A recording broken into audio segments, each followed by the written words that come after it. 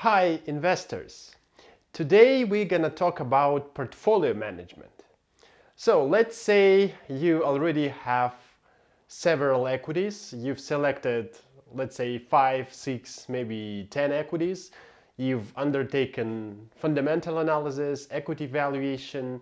Maybe you used my previous video to see how value the equity, and then you've undertaken the equity valuation. So you've selected, let's say 10 equities, and now you have to think of putting those equities into your equity portfolio, into your financial portfolio. And today we're going to talk about portfolio management. In what weights should each equity be to minimize the risk of your portfolio and maximize potential returns? There are many portfolio management theories. We're going to talk about modern Markowitz portfolio management theory, and I'm going to show you in Excel how you can calculate this portfolio, how you can come up to optimal equity weights in order to minimize your possible expected risks and maximize your possible returns.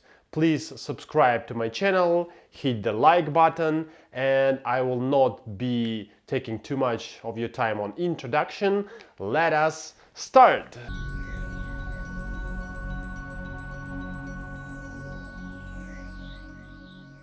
So I basically start with my equity prices. Let's say you have 8 different equities. In my example, it's 8 different equities. It's Apple, Walmart, Google, Amazon, and so forth. So it's 8 different equities.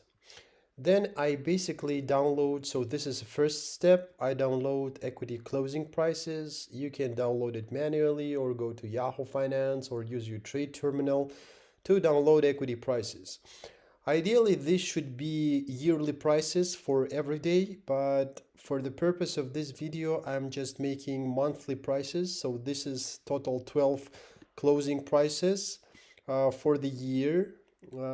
So for example, equity, 12 prices for different months. So this is a month ending 31st of May 2018 and 29th of June 2018 and so forth. So there should be 8 different equities and 8 different closing prices for each month. Then my second step, I basically calculate the returns. So this is very simple. You can take the natural logarithm. If you want to take the smooth numbers, you can take just ln, or you can take ordinary number. This is just a price percentage change. I basically take one figure, subtract and divide so that I get a percentage change for the apple. You can also use a natural logarithm if you want. You can take ln and divide one number by the previous number basically, and by doing this you get more smooth number. I'm not using this. I'm using ordinary formula to get a percentage change. So overall, I'm getting 11 percentage changes for each month for Apple equity, Walmart, and so forth. Then my third step, I'm just calculating the yearly return, the same step, but this time is not monthly return. This time I'm just basically taking yearly return. I'm taking the last price, and then this time I'm taking the natural logarithm to smooth the data. I'm taking ln, and then I'm taking the last price and divided by the my first input price. So by doing this, I'm getting the yearly returns. Then I calculate the variance covariance matrix. I'm not going to be going into details how I calculate this, but using Excel, you can calculate it very simple in 2-3 steps in less than a minute. So this is the variance covariance matrix. How to calculate it, you can see in my course. I'm putting the description, the link to my course in the description section. So if you're interested in calculating the variance covariance matrix very fast in Excel and how to compute this model, I'm explaining it step by step in more detail. You can see my course. In this video, I'm not be digging deep into this. I will be just explaining briefly. So the variance covariance matrix shows you the dependence of assets to each other. So if this is a zero, it means that one asset is not dependent on the other asset. If this is rising, it's more than zero, it means that it has a dependence. For example, if Apple price moves, then the Walmart price also moves. So they are correlated. It's a kind of a correlation, but correlation ranges from -1 to +1, and the covariance is more sensitive thing. And if it's negative, it means that two assets move parallel. For example, Apple and let's say Caterpillar. When Apple rises, the Caterpillar equity falls. And this variance covariance matrix shows you the scope of this fall. It basically shows you the dependence. Again, you can see my course and I'm explaining how to calculate it in Excel very fast.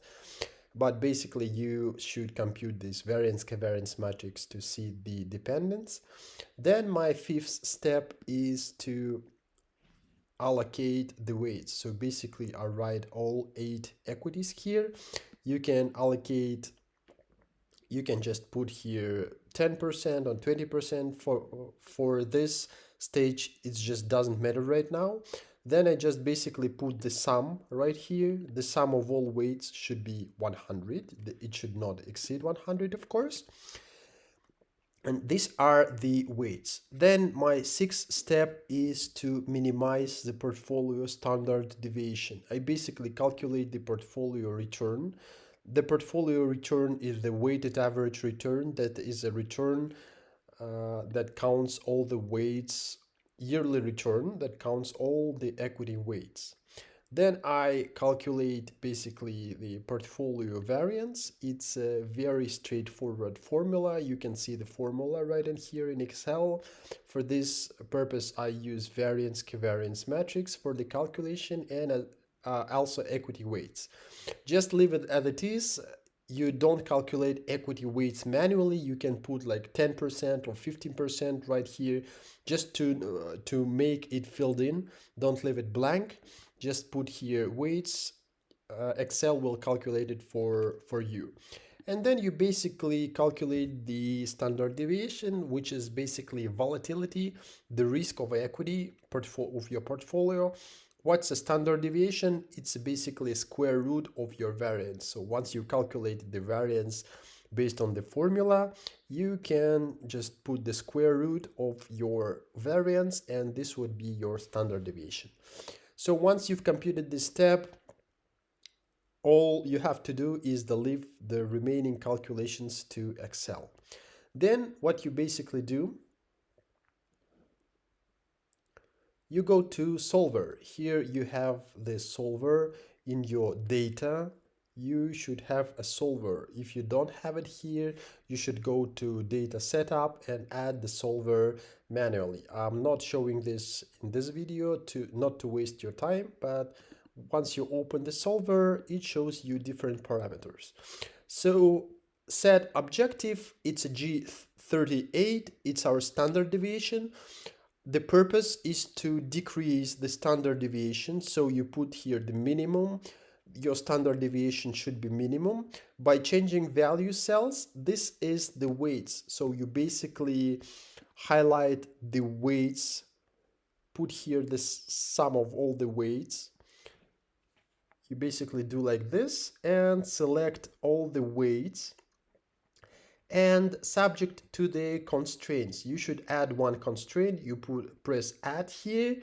That means that the sum of all the weights should be equal to 1 or 100%. Should be equal to this figure, 100%. It should not exceed 100%. So once you've done this, you basically press solve, and the Excel solver calculates you the standard deviation. So if you select 8 equities, if you put these weights into your portfolio, for example, Walmart 63%, Caterpillar 6%, then Excel tells you that your standard deviation would be 2.61 and expected portfolio return will be 12.20%. Let me change these numbers. Let's say, let's put 10% everywhere. Here is 20%, 20%, for example, or let's put a 10%, 5%, 5%, 5%. Let's say it's a 20%. 85. Let's put a 20 here. Okay, 100%. So these are my weights. Let's say you want to put these weights into equity. You want to invest in these weights. You simply go to solver and you change this cell standard deviation. The point here is to decrease this, put it to a minimum level by changing weights, okay? By changing the weights and add constraint this E34, which is here, E34, the sum of all the weights should not exceed 100%. Then you basically press the solve and here you go. Okay. The solver tells you that you should have 63% of Walmart, 6% of Caterpillar, 31% of CVX. And by doing this, your portfolio standard deviation risk would be 2.61% expected loss due to equity volatility, and portfolio expected return will be 12.20%. This is the Markowitz approach in Excel. Again, this is very, very simple. The only difficulty could be to calculate this compute variance covariance matrix. But again, this is very simple and straightforward. You can look through the Google. I'm not wasting a time to calculate the variance covariance matrix right now. You can search through a Google. There are plenty of free resources and explanations how to calculate these, or you can basically take my portfolio management course where I'm talking about value at risk, asset allocation, how decrease risk, how to compute a portfolio consisting not only of equities but of bonds, also of different asset classes, how to calculate their risk. Or if this is enough for you, this is good. I hope my video helped you. So this is all for today. Please subscribe to my channel and hit the like button and also comment. Thank you very, very much for watching. See you in the next video. Bye bye.